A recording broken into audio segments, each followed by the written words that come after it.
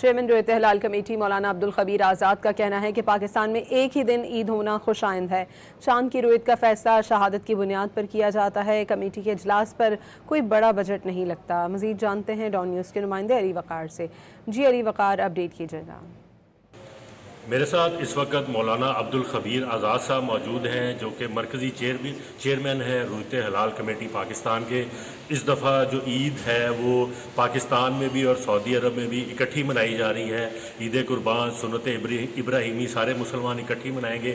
مولانا صاحب سے ان کے جذبات بھی پوچھتے ہیں اس حوالے سے کہ وہ اس عید کے حوالے سے کیا پیغام دیں گے، اور پھر رویت کے حوالے سے بھی ان سے سوالات کریں گے۔ پہلے ان کے ابتدائی خیالات جان لیں۔ مولانا صاحب کیسا؟ یہ کتنی خوشی کی بات ہے کہ ماشاءاللہ عید جو ہے پاکستان میں تو ہو رہی ہے ایک الحمدللہ، تو اس دفعہ اللہ نے سعودی عرب کے ساتھ بھی ہمیں ملا دیا۔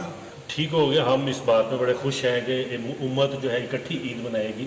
لیکن سر یہ کیا ہوتا ہے کہ اکثر چاند ہمیں لیٹ ہی نظر آتا ہے، چاند کہیں چھپا ہوتا ہے، شرما رہا ہوتا ہے، یا ہمیں نظر نہیں آتا؟ تو جیسے کچھ شہادتیں ہمارے سامنے آتی ہیں، کیونکہ ہم نے فیصلہ شریعت اور شہادت کی بنیاد پر کرنا ہوتا ہے۔ اللہ نے ایسے ذرائع دے دیے جو کہ ہر جگہ پر ہمارے ٹیلیسکوپ ہو، چیزیں ہوں، تو میرا خیال ہے تو ابھی ہم نے کوشش کی کہ جلد سے جلد اعلان سن لی ہے مولانا عبدالخبیر آزاد صاحب کی، انہوں نے بتا دیا کہ چاند کیوں لیٹ نظر آتا ہے، لیکن ان کا یہ دعویٰ ہے کہ ہم نے جو اس دفعہ اعلان کیا ہے وہ بالکل ٹھیک ہے، شریعت کے مطابق کیا ہے۔